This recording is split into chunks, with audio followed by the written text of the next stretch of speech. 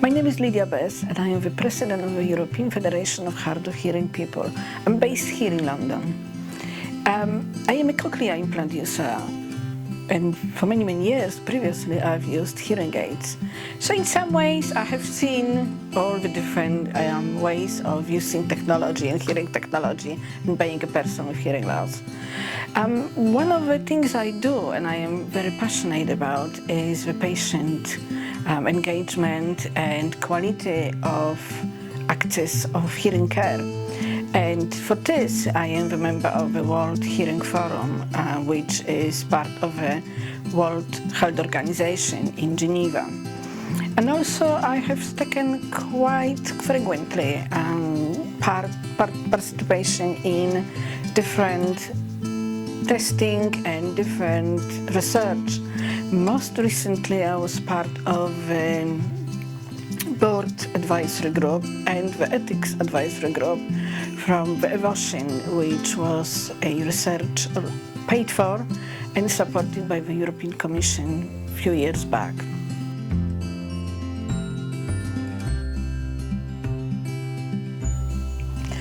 The main challenges for people with hearing loss is that we are not a uniform group. We have different ways of adapting to our hearing loss, different countries we live in, and different solutions which exist in them. And that makes it much harder to say what is the solution.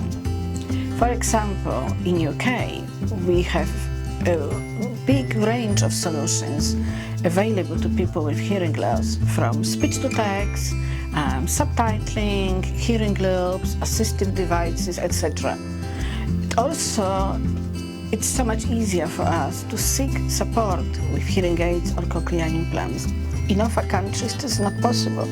Therefore, the people with hearing loss living in countries where the support is really little comparing to the UK will most likely rely on maybe hearing loops, but most likely on sign language. So when we are trying to advocate as the association, even in Europe, we have to be mindful of the different challenges, different environment present to people with hearing loss.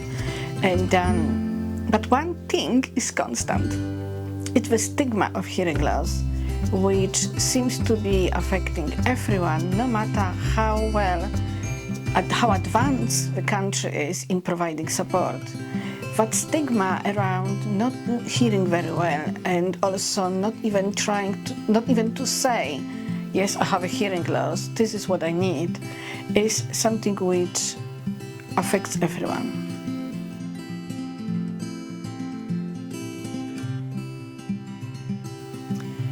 My advice to anyone who has a hearing loss is be open. Of course, it depends on the situation you are in. You don't always have to disclose to everyone, look, I have a hearing loss. Of course not. But it helps when people understand what we are dealing with. And especially it helps if we know the solutions, we understand what works for us and tell others what works for us. It doesn't mean that everybody will take this on board, but it's important to speak up and to talk about it. Even more important, because if we do not self-advocate for ourselves, then the people who come after us, be it in the workplace or education place or anywhere else, will face the same challenges or even worse. And they may not have the strength to self-advocate for themselves, as many people with hearing loss often seem to have a low confidence level. So please speak up and talk about hearing loss. It's important. Unless people know the issues, they don't know how to help.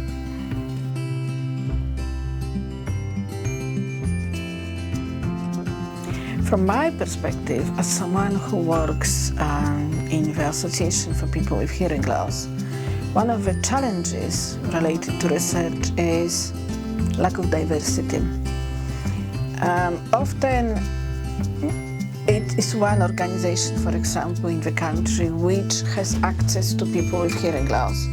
But actually, their members do not represent everyone in our community. So you might, for example, approach an association who has sign language users.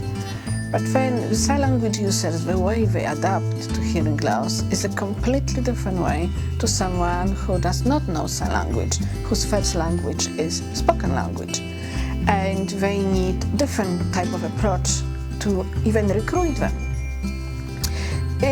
Another issue with research can be, depending on what exactly is involved, communication. If there is no communication access, we are not making sure that person with hearing loss who participate in research can understand questions, especially when they are spoken verbally, then you will have the wrong outcomes. But most importantly is ensuring that there is a wide range of people, age-wise, as well as socio-economic groups are involved in the research to gain a true picture of what is happening in the community of people with hearing loss.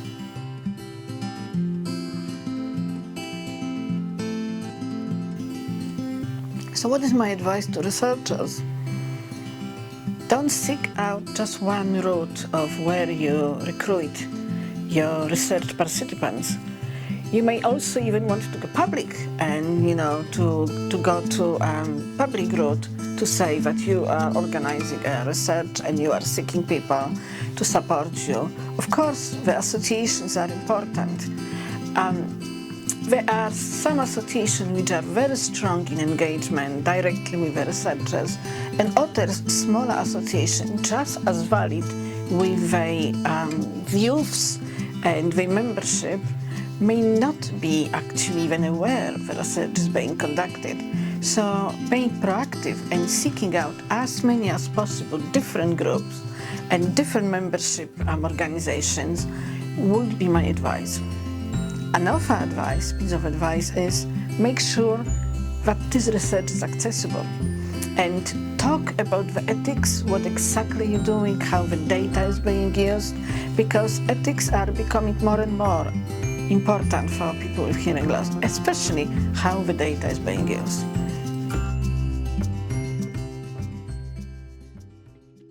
My name is Doris Bamiou. I trained as an ENT doctor in Greece initially and moved to the UK where I trained as an audiological physician. After that, I did my PhD in neurological brain disorders so that we can understand how these affect how we hear. And I now work as a professor in neuroaudiology at the UCL Ear Institute here in London and at University College London Hospitals in London. One of our recent projects was EFHOH, and within EFHOH we tried to understand how hearing aid users listen in real-life environments, and we collected big data to understand this. My current research projects include research into understanding how we use our brain to listen, how older adults with cognitive disorders listen in more challenging situations, and what we can do to help these older adults, taking into account cognitive and other aspects of their listening by using different devices.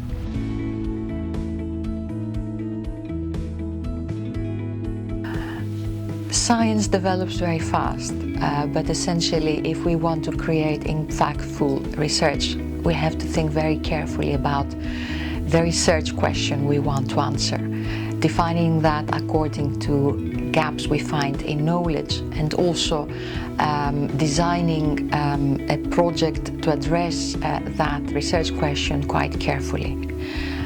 In order to design the study appropriately, and also in order to decide on the right question, We need to engage with stakeholders, all the people and the systems that will be affected by our research findings and who will want to use the research findings. And this includes the public, but it also includes the patients, as well as clinicians and government bodies and policymakers. Finally, we will also want to think about dissemination, but also about transfer of knowledge into policy and into real-life practice.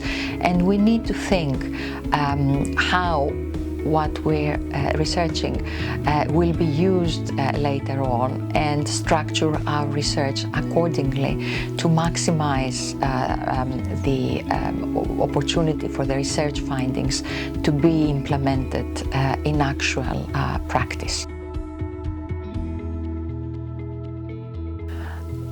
Public involvement in research is very, very important. It means that you really work with the public to co-create research, to define the questions, to design a study that will be relevant and appropriate for the public. They will help you think about aspects of the project that you as a researcher or a clinician may not necessarily think to address. They will also help you to disseminate later on the findings.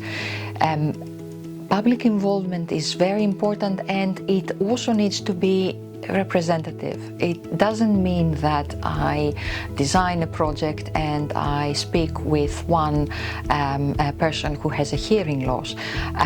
You need to think about different ethnic groups, different age groups, different characteristics of the hearing, and also different needs of the different people with maybe the same hearing profile, but different wishes, needs and aspirations.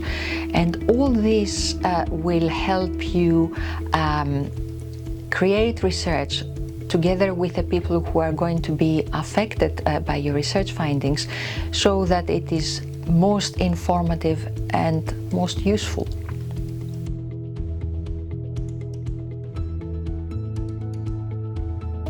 For anyone who wants to find more about public involvement and engagement, the Health Research Authority in the UK, that comes under the NHS, the National Health System, has got online resources and an explicit framework on how to do this.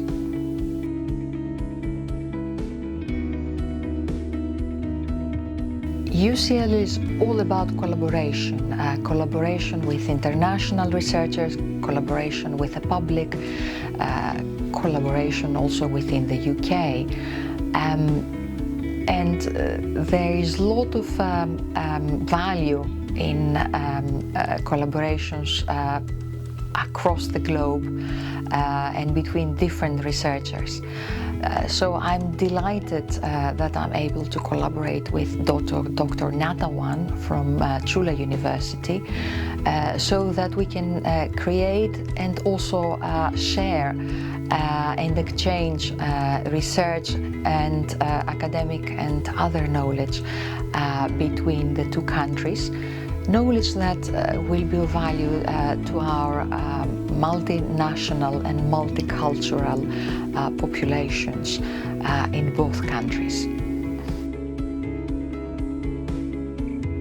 We would like to thank the British Council and the Research Environment Link funding stream in particular for enabling our multi-collaborative project with Chula University and Dr. Nattawan in particular, which will be of high relevance to older adults with hearing impairments in Thailand, in UK and hopefully across the world.